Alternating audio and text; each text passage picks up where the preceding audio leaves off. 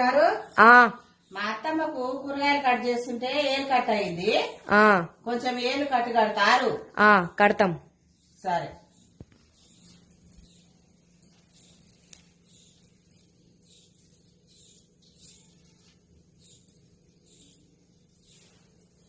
అత్తమ్మా, నీకు బెల్లం కొట్టు రాయలే కట్ట కూసున్నావు.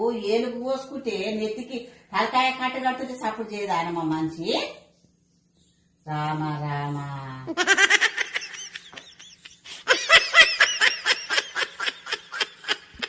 అమ్మమ్మ ఆంటీ ఏంది ఎన్నర్ లేనిది బయట చెత్త ఏరుకుంటుంది, బ్యాగ్ తీసుకుపోయి.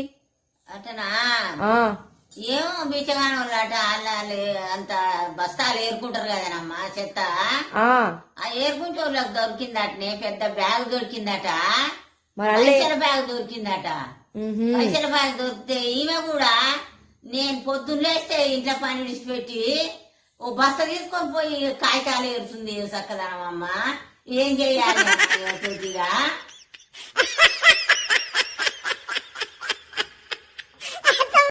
ఎస్ఐ గారు, ఆ నా పెళ్లి అప్పుడు నా పెళ్లి ఒక 35 సంవత్సరాల కింద అయింది.